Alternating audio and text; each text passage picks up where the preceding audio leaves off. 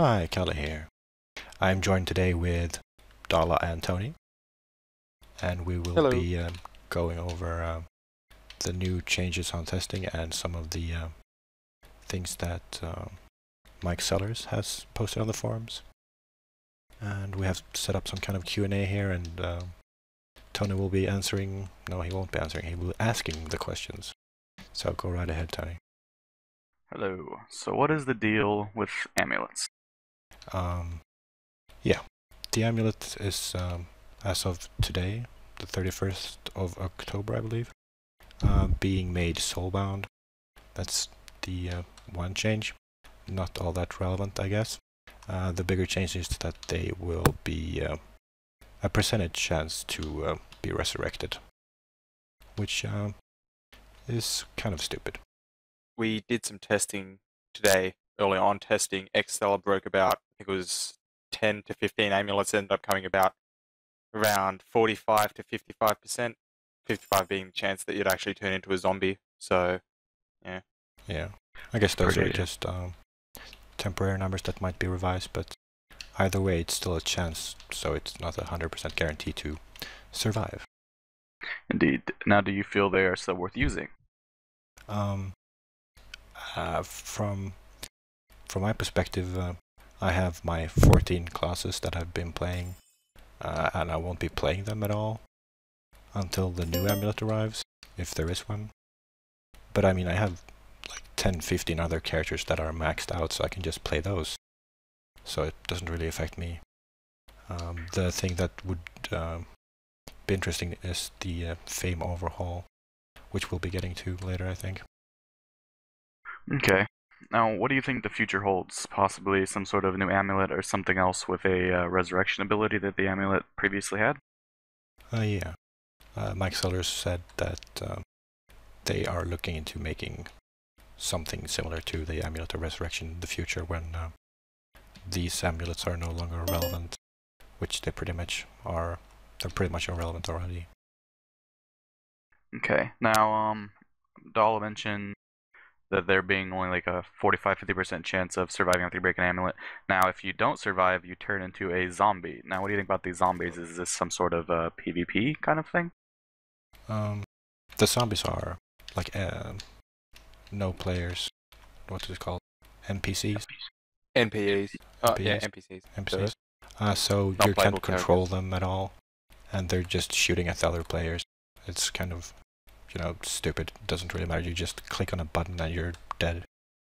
They might as well just make you dead straight away. That might be just a temporary thing. Now, do you guys know if they do enough damage to hurt people to make them sort of PvP kind of thing? I mean, how much damage do they do when they hit stuff? Yeah, you take a Stella. You've done some experimenting. Realistically, it's not PvP at all. It's just as if you've died, and instead of a gravestone, a zombie's taken your place. The zombie is more or less, think of it as a Medusa showing up where you've died. It doesn't really do that much damage in my experience. Actually, I think I took 10 damage from an unmaxed wizard grave. But it's not considered PvP at all in my eyes. Okay. So. I heard someone mention that it might be paving the way for future PvP, but I really don't think so. But you can't. You never know. That's for a different day. Yeah, it's stupid. But okay, next question. Now, HP and MP pots stackable. What is this madness? And you can also purchase them. What is this? Yeah, they changed the interface a little bit, so that you have like right underneath your inventory, you have HP and mana pots. They stack up to 9, I believe. And if you've picked one up in your inventory, you can just drag them down to the HP slot here or MP slot, and it'll start stacking. I noticed. Once you run out, you'll be given the chance to purchase more at 1 gold, and then it's 2 gold, 3 gold. I think that's kind of broken at the moment, but yes, that's the way it's supposed to be working. It's very dodgy the way that they've implemented it, where they made the actual default binding key to bind it. If purchase life pots is the same as most people's Nexus key, which is very dodgy. So make sure you do reassign your bindings, people. Yep. And also, yeah, it's very bugged at the moment. All the potions cost 1 gold, and once you hit 10 gold, it starts to go into the 0, and I don't really know. But you can turn it off in the options that show you that you can't buy potions at all, I think. I think it's the contextual potion buy. That's clicking on it, I think. Which is on by default. Yeah, so you can buy potions. Yeah, you'd want to assign, like, if you don't want to buy them at all, just try and assign your buttons to something completely stupid, like on the other side of the keyboard that you wouldn't actually hit. Well, it's a good hotkey because all your potions will be there. So I've just set it to. I've got through my hotkeys. I unset all my inventory keys because they're useless now. Because what am I supposed to use those for? So I just set by health potion, use by health potion to 1, and use by magic potion to 2. Indeed. Yes. Now, anything else on testing you'd like to elaborate about? I don't think there's anything else new on testing. Well, there's this bug. Well, it's not a bug. They just fucked up the zoom in system. Well, it's not a system. It's like if you zoom in. They just reversed it. Scroll wheel. Yeah, inverted it, which is just overly annoying. There was actually earlier on the day, if you scrolled up, you would end up getting like 1,000 speed, and you'd end up lagging out in 2 seconds, which is very entertaining. You got actual like the stat attribute speed or what? Yeah. Okay. No, like it'd speed the game up like 1,000 times, and you just lag straight out. Oh, okay. So it'd be like using cheat engine. Okay. Yeah, there's a couple of other bugs, but that's just purely cosmetic. That was the next question. You mentioned the bugs with the buying HP pots and the scroll wheel. Any sort of other bugs that are mentionable should be mentioned? I don't know. I don't think there are any bugs. I haven't really played testing all that much, but there's always the older bugs that are still around, which they never really seem to look at all. Like, well, I think they fixed the name, which was aligned weirdly in the last build. That's still in production. I think they've realigned them to stick to the left now. Yeah, that is correct. I just noticed that you said that. Cosmetic bugs. They have actual gameplay bugs which are much higher priority that they need to attend to, such as looting bugs and whatnot. Yeah, that they do. Okay. So I'm gonna ask you these next questions one at a time, but they all pertain to this next question. So what about the forum or the thread that Mike Sellers posted on the future of Realm? He mentioned a new dungeon. What do you know, or what do you think about that? Well, I guess adding more content is good, but they should probably focus on fixing the bugs that they have, or like first. I know he says it's 2 different, like separate. I don't know what he calls it. 2 different things that are separate from each other. So the one doesn't really affect the other, but you can still prioritize better, like reassign the development resources. But yeah, new content is of course always welcome if it's any good.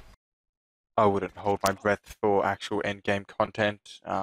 Previously in the Realm cast, Willem spoke more an open realm, which will go into the older realms a little later. Hold your breath on that one, Dala. Yeah, that'll come next, or in a few. Backpacks with extra storage space. Yeah, that sounds interesting, I suppose, but it's kind of irrelevant now that you have all the HP potions not in your inventory, so you have like 8 free slots all of a sudden. You used to have like some slots for maybe a swap weapon or a swap ability. So I never had more than 2 slots for that, so I had 6 slots for HP and MP pots. But now I'll have 8 slots. Well, still the untiered and whatever, but if they add like another 8 slots, or even, I mean, I still have no use for them at all. Okay. Now, what about increased customization with these different skins for the classes they're going to be releasing, supposedly? I have no idea really what they. I think it. Rob and Alex, they were talking about basing new looks on ranks. I think this might be something similar. That was Chad. Oh, okay, it was Chad. And those were, of course, based on rank, but this will probably be something that you purchase instead. I guess that's the same thing as buying dice, so it's not all as relevant. Could be fun, I suppose, but not a big deal. Okay. Now, what do you know and what do you think about a possible remake of the Fame system? That's a very interesting question because of the Amulet, of course. Right now you're just farming fame for like, it's a perpetual like grinding machine. You're just getting more fame, and since you have an amulet you can't die. Whoop-de-doo.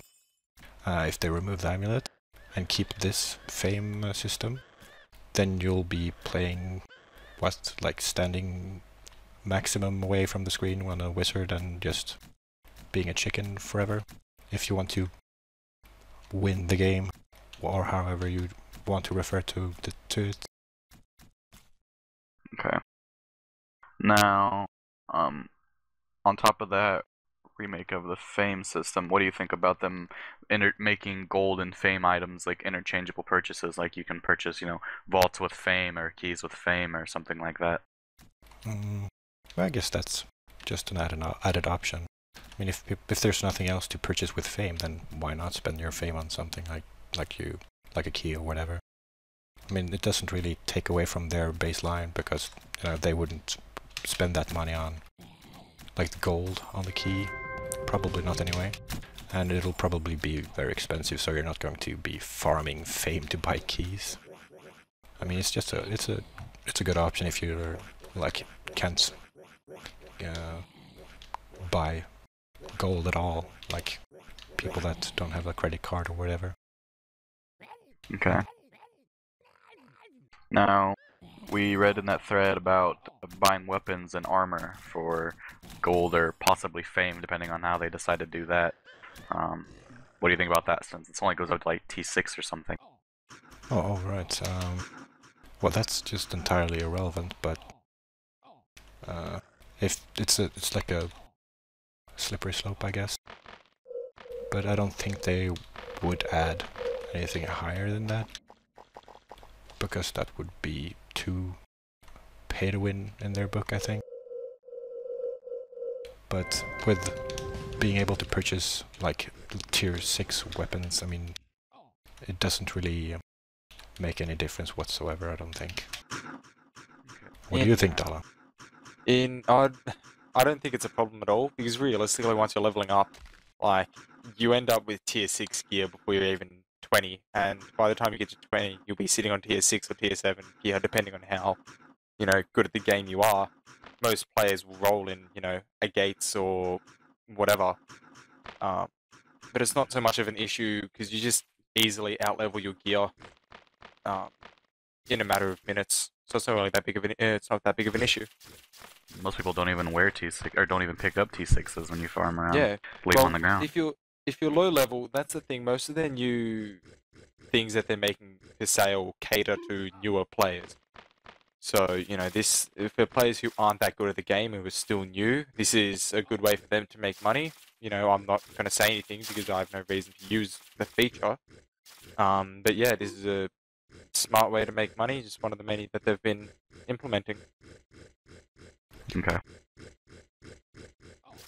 Now, what about houses? What is this? Houses. Yeah, I have absolutely no idea. It sounds interesting though, I suppose. Some kind of extra guild hall or something. I have no idea what they have in mind there. Like, you invite people to your home or something. Come on in, man. Check out my fireplace. Yeah. What did interest me is there was a bit that he said, show off your trophies and celebrate your past characters, amongst other things. So I'm guessing that they're going to be trying and implementing a more achievement-based, sort of like Xbox Live or trophies for PS3 or whatever. Something more of a system that, your stuff won't be instantly forgotten after you've died. Like, you've got this to show that you've done this. You've killed 1,000 cube gods, for example, and so forth. Which would be, a good objective for any player, really. Yeah. Yeah. Okay, now the last question on my list here is possible endgame, which you were spatting about earlier, Dala, so endgame, go. Yeah, Mike Sellers posted about what did he call it? Something... Elder Realm. Elder Realm? The Elder Realms. and since we have no idea what it is, we can't really comment on it, but yeah, I guess it's interesting. That's all I can say. Yeah, to go into what I was talking about previously, Willem mentioned, I think it was in the third or fourth podcast, that he was trying to work on contents that was similar to Godlands but going to be harder. So I imagined in the first place that it was going to be, more of an open space rather than dungeon-based endgame. So I'd assume that this is going to be more for the bigger players and actually be a challenge compared to something like tombs and wine cellars and whatnot. So, anything that looks like a sign for us to do, then I'm happy. Indeed. Was that Alright. all, Tony? Yes, sir. Do you have anything to add, Tony? Or Dala? Nope. No, I'm good. Well then, let's wrap Covered this quite up. a bit there. We'll probably make a follow-up episode once we know more about the fame system, if that is announced in a reasonable amount of time, which it might not be, but you never know. Hopefully, So, yeah. Willem did say that he was trying to get more of the important endgame and bigger mechanics higher on the priority list. So hopefully it will be sometime in the near future. But I wouldn't hold your breath with Kabam. Yeah. Oh, and I'm losing my red glow. Woohoo! No. Well, at least they'll be what's it called? Making the old legend boards. Redundant. Yeah. That'd be nice. Yeah. Yeah. Let's wrap it up. So, bye. Bye.